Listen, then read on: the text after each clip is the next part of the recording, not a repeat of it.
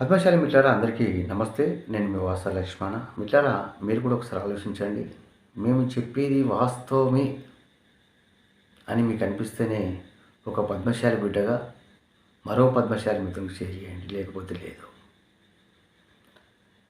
ఇలా ఏ ప్రభుత్వం రానివ్వండి, ఇక్కడ మనకు పార్టీల ప్రస్తావన అవసరం లేదు. గత ప్రభుత్వం కావచ్చు, ఈ ప్రభుత్వం కావచ్చు, ఏ ప్రభుత్వం వచ్చినా సరే పద్మశాలి సమాజం పట్ల ఇంత వివక్ష ఎందుకు చూపిస్తున్నాయి? ఒక్కసారి ఆలోచించండి. పద్మశాలిలకు జనాభా లేదా? ఓటు బ్యాంకు లేదా? ఇంత పెద్ద జనాభా, ఇంత పెద్ద ఓటు బ్యాంకు ఉన్న పద్మశాలి సమాజానికి అధికారంలో వాటా ఎట్లాగిస్తలేవు? ఏ పార్టీ గుర్తిస్తలేదు. కేవలం ఓట్ల కోసమే పద్మశాలి సమాజాన్ని వాడుకుంటుంది. పోనీ ఓట్ల కోసమే వాడుకుంటున్నారు కదా. అరే వీళ్ళు ఓట్లు వస్తేనే మనం గెలిచినాము, వీళ్ళ ఓట్లతోనే మనం అధికారంలో ఉన్నాము, వీళ్ళు లేచిన బట్టలే మనం వేసుకొని తిరుగుతున్నాం, మనల్ని కాపాడే సమాజం కదా అని చెప్పి కనీసం పద్మశాలి సమాజానికి సంక్షేమం గురించి కూడా ఆలోచించడం లేదు. అదే ప్రభుత్వమే కానివ్వండి. అది గత ప్రభుత్వం కూడా ఏదో వీక్తం ఏది వీకలేదు. నేతన్నకు నేతివ్వ రకరకాల ప్రసంగాలు చేసి బండకేసి కొట్టి మళ్ళీ వెళ్ళిపోయింది. వీళ్ళు వచ్చిండ్రు. రేవంత్ రెడ్డి గారు మొన్న నేతన్నలతో ముఖాముఖి కార్యక్రమం ఏర్పాటు చేసింది. ఇట్లారా దాని విషయంలో మనం కూడా స్పందించినాం. చాలామంది ఫోన్ చేసిండు నాకు, అలా వాస్తవం చెప్తున్నాం అన్న, ఒక పద్మశాలి బిడ్డగా ఆలోచించాను నువ్వు. సరే ఆ వీడియో విషయం పక్కన పెడతాం. రేవంత్ రెడ్డి గారు ఆ కార్యక్రమంలో నేతలకు వరాల జల్లు కురిపించి కోట్ల రూపాయలు ఇస్తున్నట్టు ప్రకటించిండు. ఆ కోట్ల రూపాయలు ప్రభుత్వం ఉచితంగా ఇవ్వలేదు. నేత కార్మికులు కష్టపడ్డ పైసలే ఇచ్చిండ్రు. వీరు కష్టపడ్డ పైసలే. దాదాపు ఒక 20-25 మంది నేత కార్మికులు చనిపోతే వాళ్ళు కష్టపడ్డ పైసలే రేవంత్ రెడ్డి ఇచ్చిండు. ఉచితంగా ఏమి ఇవ్వలేదు.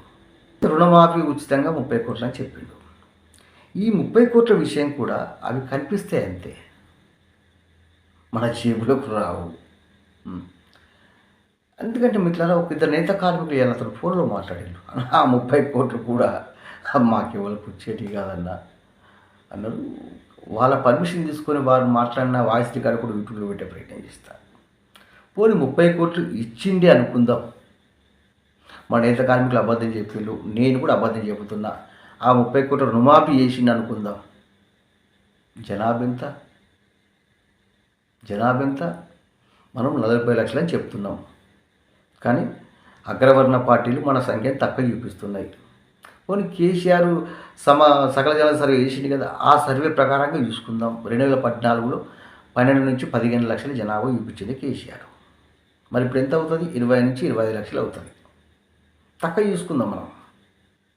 ఆ 30 కోట్ల రూపాయలు 20 లక్షల జనాభాకి ఎంత అవుతుందండి? మనిషికి 150 రూపాయలు. మనిషికి ఒకవేళ రుణమాఫీ ఆ 30 కోట్లు పద్మశాలి సమాజానికి ఇచ్చింది వాస్తవం అయితే మనిషికి ఎంత? 150 రూపాయలు.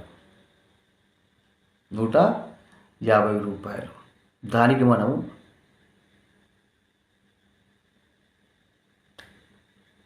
ఇదా? అరే కొన్ని సామాజిక వర్గాలకు 100,000 కోట్ల రూపాయలు ఇస్తుండు. 1000 కోట్లు ఇస్తున్నారు.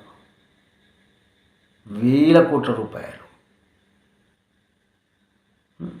గుంట జాగలేని, ఉండడానికి గుడిసెలేని కుటుంబాలు చాలా ఉన్నాయి. మనకిచ్చే 150 రూపాయల కోసం మనం మర్చిపోతున్నామా? ఆలోచించు పద్మశాలి సోదరుడా. అప్పుడు కేసీఆర్ మోసం చేసి రాజకీయంగా లేకుండా చేసి బండకు ఒట్టి పీకిండు. ఒరుతూనే ఉన్నాం. మళ్ళీ ఈయన కూడా మొత్తం ఇంకీయన బాధలేస్తాడు. అయినా మన పద్మశాలి సమాజం గురించి మనకు ఆలోచన రావడం లేదంటే మనం బిచ్చగాళ్ళమా? మనం ఓట్లేస్తే వాళ్ళ అధికారం లేరు? మన జనాభా ఎంత? మన ఓటు బ్యాంక్ ఎంత? రాజ్యం కల్పించిన ప్రతి హక్కు మనకు రావాలి కదా. ఇలా కొన్ని సామాజిక వర్గాలకు 1000 కోట్లు. ఎట్లా పద్మశాలి సమాజమా? కొండలక్ష్మి బాబూజీ గారి పేరు పైన ఒక ఇన్స్టిట్యూట్ పెట్టి సంతోషమే. పద్మశాలి కొండలక్ష్మి బాబూజీ గారు ఉద్యమ వారసులుగా మనము ప్రభుత్వానికి కృతజ్ఞతలు చెప్పాల్సిందే. కానీ బాపూజీ గారు ఆయన ఆశయాలు సాధించాలంటే మనకి ఏం కావాలి? అధికారంలో వాటా కావాలి కదా. ఇస్తాడా రేవంత్ రెడ్డి అధికారంలో వాటా? పద్మశాలి సమాజమా, అతిపెద్ద జనాభా, అతిపెద్ద ఓటు బ్యాంకు, ఎన్నాళ్ళని బానిసత్వం, ఎంతకాలం ఈ నిశ్శబ్దం?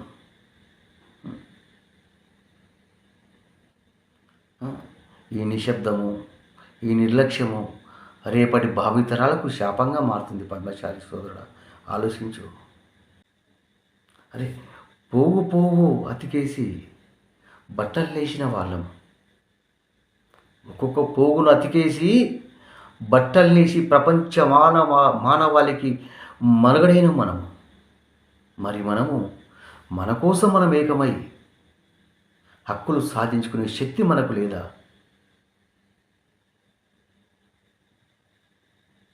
ఎంతకాలం? తరతరాల నిశ్శబ్దం ఇప్పుడు బానిసత్వం అయిపోతుంది కదా.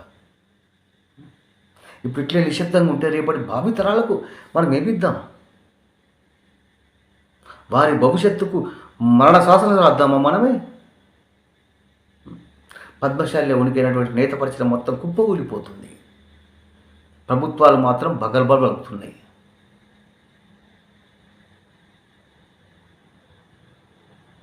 పద్మశాలి సమాజానికి ఏం చెప్తున్నా అంటే,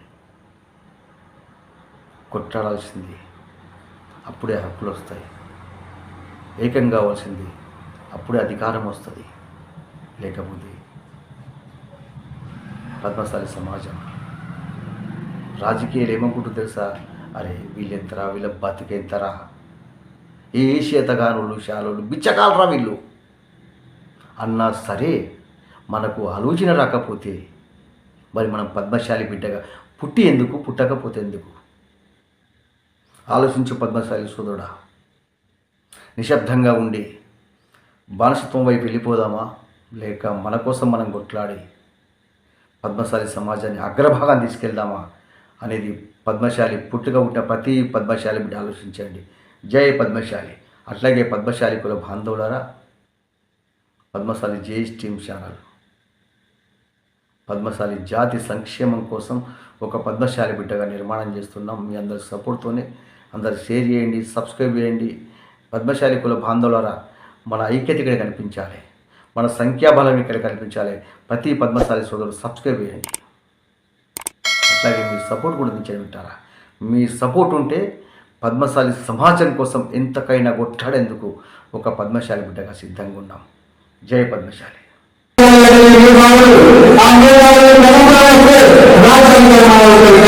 లోపల లేదు. రాజ్యాన్ని శాసించాలంటే ఓటు బ్యాంక్ కీలకం. అంతకంటే ఓటు బ్యాంకు మనం మాత్రమే. అందుకోసం మా పిక్చర్ కాదు, శాసించే స్థాయిలో ఉంటాం. మనం ఏ రాజకీయాలు భిక్షమర్పణ అవసరం లేదు, రూల్ చేస్తాం, శబ్దం చేద్దాం. ఆ శబ్దం ఎట్లుండాలంటే